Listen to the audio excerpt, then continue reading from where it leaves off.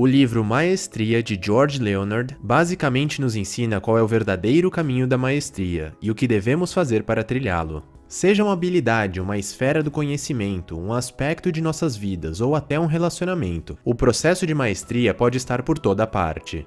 Mas quando falamos sobre tornar-se mestre em algo, muitas pessoas acabam tendo 3 pressuposições. A primeira é achar que a maestria é uma meta, um destino a ser alcançado. A segunda é pensar que ela está reservada somente aos talentosos, ou àqueles que tiveram a sorte de começar cedo. E a terceira é acreditar que o caminho é uma linha reta, um constante progresso. Porém, estas são 3 grandes ilusões. A maestria não é um destino, ela é uma jornada. Não ocorre por uma simples linha reta, e na verdade ela está disponível a qualquer um que esteja realmente comprometido a viver e a seguir o seu caminho. E por mais que eu também já tenha caído nessas armadilhas, hoje, olhando para trás, eu consigo perceber com clareza como o processo da maestria funciona.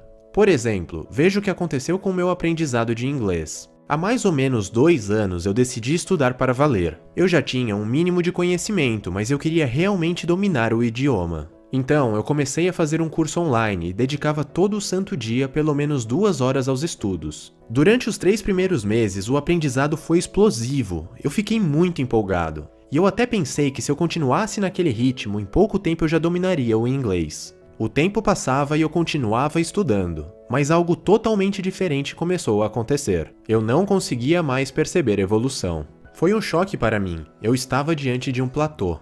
Você já deve ter passado por isso. No começo, o seu aprendizado é explosivo, mas mesmo mantendo o ritmo, você não consegue perceber mais evolução. Esta aparente estagnação é o platô. E a partir desse ponto, existem 4 caminhos que você pode seguir.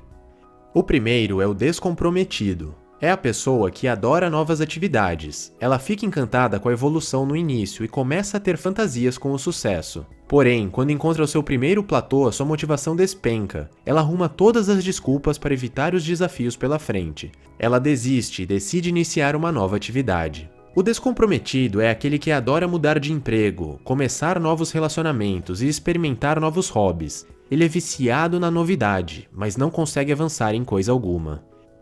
O segundo caminho é o do obcecado. É a pessoa orientada por metas e alucinada por resultados. Para ela, o importante é alcançar o objetivo o mais rápido possível, custe o que custar. Quando encontra o platô, ela acredita que se dobrar os seus esforços, o progresso voltará a surgir rapidamente. O problema é que o obcecado não compreende o processo da maestria. Ele não respeita os limites. Sua vida parece uma montanha-russa entre altos e baixos. Para ela, é tudo ou nada. E assim ela acaba se esgotando e quebrando a cara.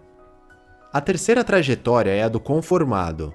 Ao contrário dos 2 anteriores, o conformado é aquele que ao encontrar o platô decide se acomodar eternamente. É aquela pessoa que continua fazendo apenas o mínimo esforço, mas não evolui em coisa alguma. Ela passa a vida toda monotamente no mesmo cargo, fazendo sempre a mesma coisa, sem nunca tentar novos desafios, criar algo maior ou subir de nível. Até o seu relacionamento é apenas um abrigo confortável, uma escapatória emocional para o mundo.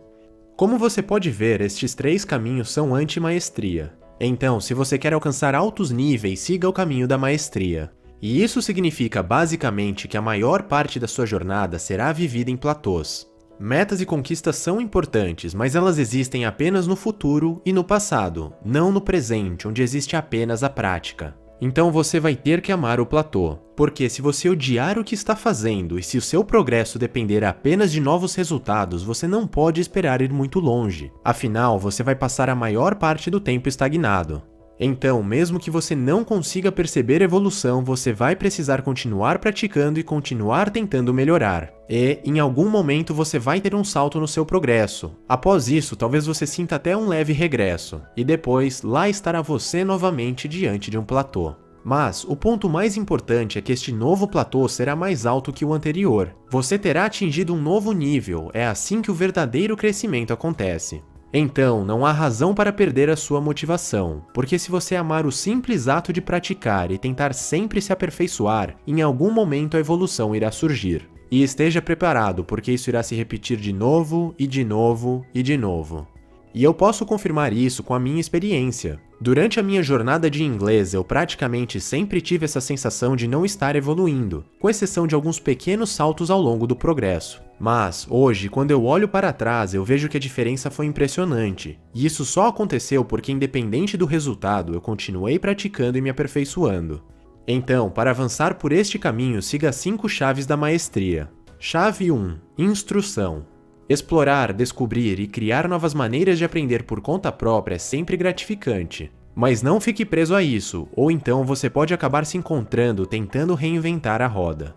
Alguém provavelmente já teve diversas experiências que você pode aproveitar para alavancar o seu aprendizado e poupar tempo e energia. Busque livros, vídeos, cursos, professores e mestres. Sempre haverá alguém para lhe ensinar algo novo e a chegar no próximo nível. O segredo é justamente combinar os 2 pontos. Seja capaz de aproveitar, extrair e aprender com as experiências dos outros, e de adaptar, criar e experimentar novos métodos por conta própria. Chave 2. Prática.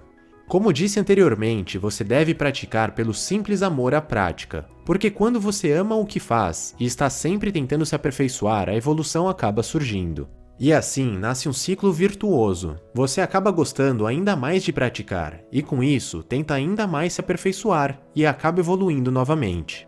Além disso, é importante manter a regularidade e o espaçamento entre as sessões de prática. Por exemplo, ao invés de praticar 6 horas uma única vez na semana, tente espaçar os treinos e praticar 2 horas em 3 dias diferentes. Isso otimiza o aprendizado, você pode ver mais sobre isso no vídeo Como Aprendemos.